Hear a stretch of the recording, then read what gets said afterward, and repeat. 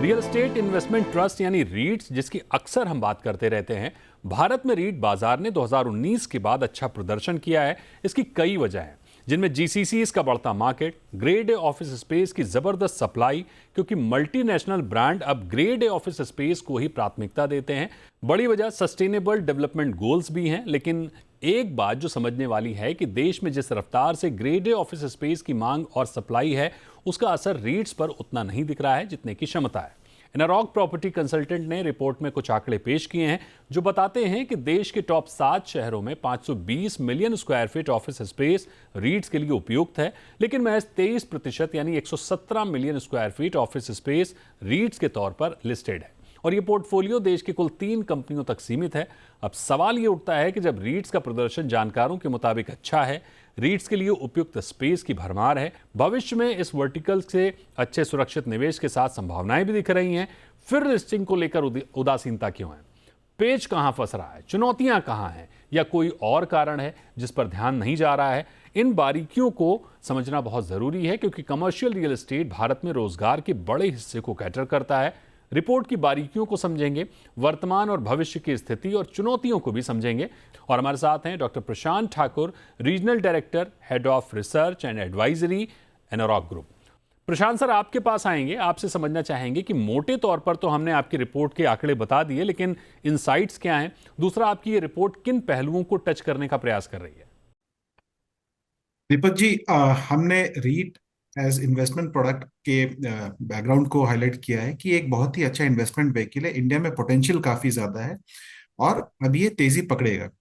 हमने ये भी हाईलाइट किया है कि इंडिया में टोटल ग्रेड ए ऑफिस अगर आप देखें तो करीब 850 मिलियन स्क्वायर फीट है, जिसमें से 520 मिलियन स्क्वायर फीट रीटेबल है और उसमें से सिर्फ 23% लिस्टेड है एज रीट्स। और हम अगर बात करें तो सदर्न पार्ट ऑफ सिटीज में अगर आप देखें, 3 शहरों को अगर आप इंक्लूड करते हैं, बैंगलोर, हैदराबाद एंड चेन्नई, तो सबसे ज्यादा रीटेबल पोटेंशियल आपको इन्हीं तीनों शहरों में मिलेगी। और मेरे ख्याल से यहाँ पे परसेंटेज थोड़ी कम दिखती है बिकॉज वॉल्यूम ज्यादा है। हमें 2-3 चीजों को ध्यान रखना चाहिए दीपक जी, हमने इस रिपोर्ट से भी हाईलाइट करी है कि ये रीट की जो ग्रोथ जर्नी है अभी स्टार्टिंग मोड में। जैसा कि आलोक जी ने भी बताया, एक प्रोडक्ट नया था, 2-3 साल हमारे कोविड में चले गए। और एक चीज और मैं और ऐड करना चाहूंगा कि रेगुलेटरी एनवायरनमेंट शुरुआत में काफी कॉम्प्लेक्स थी, जो कि काफी सिंप्लीफाई होना शुरू हो गई। टैक्सेशन को भी लेके काफी कंफ्यूजन था, जो कि सिंप्लीफाई हुई है, जिसकी वजह से आपने देखा तेजी है। और अगर आप देखें पिछले 3 साल में, 2023 से अगर हम बात करें, तो टोटल रीटेबल स्पेस थी 330 मिलियन स्क्वायर फीट, जो आज के डेट में 520 मिलियन स्क्वायर फीट हो गई है, क्योंकि हमने पिछले 2 साल में करीब 105 से 108 मिलियन स्क्वायर फीट का grade A office supply market में आते हुए देखा है।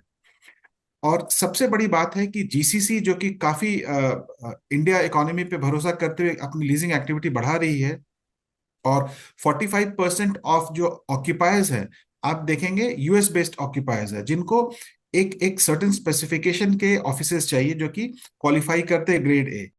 और चूंकि उनके तरफ से इंटरेस्ट काफी बढ़ रहा है, तो हम आने वाले समय में देखेंगे कि रीटेबल स्पेस और रीट्स की भी काफी प्रोग्रेस देखने को मिलेगी। और दीपक जी, अगर आप सत्वा ग्रुप का जो रीट आने वाला है उसको अगर ऐड कर ले, तो आप करीब देखेंगे 48 million square feet of rentable space और ऐड हो जाएगा। और ये जो रीट आ रहा है, अगर आप देखें in terms of leasable volume space, ये सेकंड लार्जेस्ट है एशिया में। तो मैं ये हाईलाइट करना चाहता हूँ कि ग्रोथ स्टोरी काफी स्ट्रांग है।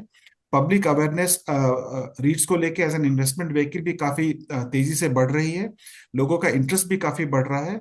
और जिस तरह से हमने देखा है कि एक स्टेबल रिटर्न रीट्स दे रहा है, मुझे लगता है आने वाले समय में आप देखेंगे इसको 3 तरफ से सपोर्ट मिलने वाला है। एक, आप देखेंगे डेवलपमेंट साइड से काफी ग्रेड ए रीटेबल स्टॉक मार्केट में आएंगी। सेकंड, ऑक्यूपायर्स का इंटरेस्ट काफी बढ़ा है, और वो कंटिन्यू रहेगा अगर इंडिया की आप ग्रोथ इकोनॉमी की बात करें। और सबसे इंपॉर्टेंट बात है कि रिटेल इन्वेस्टर्स काफी जागरूक हो रहे हैं।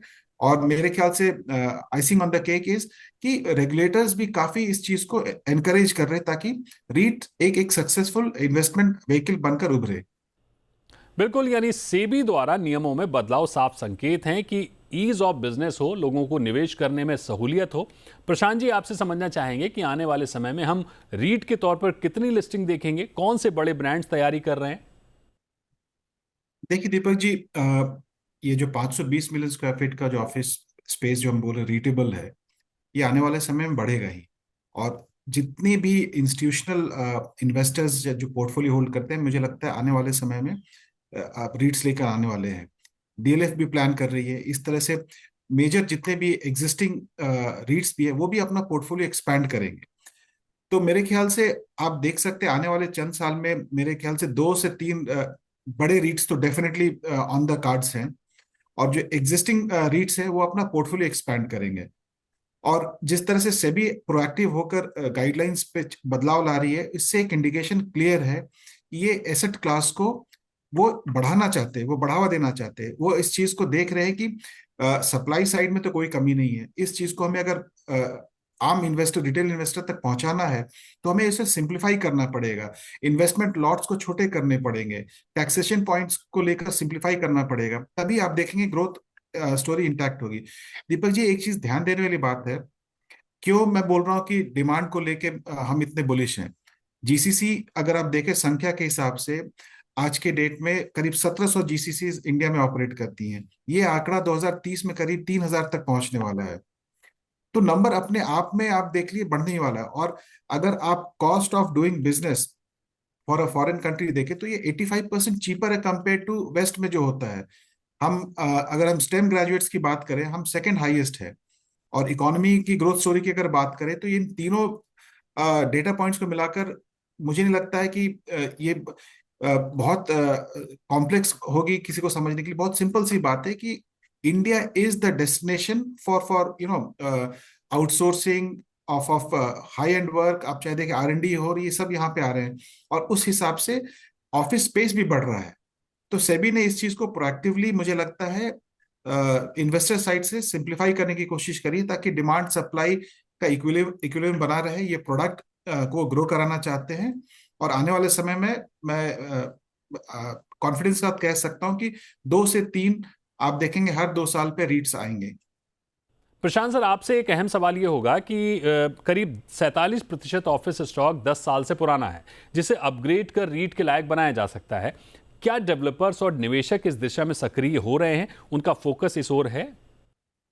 दीपक जी, काफी पहली बात तो मैं ये ध्यान दिलाना चाहूंगा कि जो ग्रेड ऑफिस है, भले वो 10 साल से पुराने हो, पर वो अच्छे कंडीशन में है। ऐसा नहीं कि मतलब वो ग्रेड बी कैटेगरी में आ गए हैं।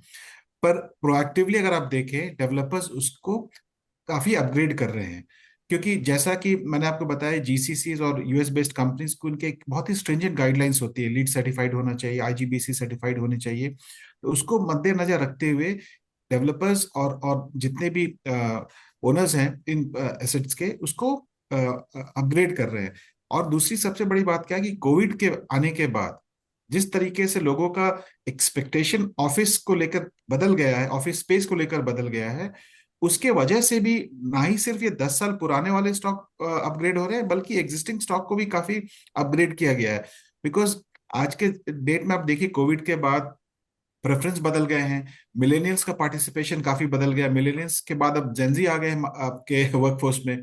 उनका नजरिया एक ऑफिस स्पेस को लेकर बिल्कुल अलग है, जो कि एक उनके नजर से ऑफिस सिर्फ काम करने का स्पेस नहीं होना चाहिए, एक एक रिक्रिएशनल स्पेस होना चाहिए, जहां पे वो काम करने के साथ साथ और भी एस्पेक्ट ऑफ लाइफ को एंजॉय कर सके। तो मेरे ख्याल से इसके तरफ काफी प्रोएक्टिवली काम हो रहा है। और यही कारण है जिसके वजह से काफी जीसीसीज और एमएनसीज इंडिया में आ रही है। और हम देख रहे हैं कि ये ऑफिस स्पेस का डेफिनेशन ही बदल कर आ रहा है अलग रूप से। और रिटेबल स्टॉक काफी बढ़ने वाली है। प्रशांत जी, आपसे अंतिम सवाल यह होगा कि हम जिस डेटा पर बात कर रहे हैं वो टॉप शहरों का है, लेकिन टियर 2 शहरों की क्या स्थिति है? ग्रेड ए ऑफिस को लेकर, रीट्स को लेकर छोटे शहर कहां स्टैंड कर रहे हैं? बड़ी कंपनियों का फोकस इन शहरों में कितना है?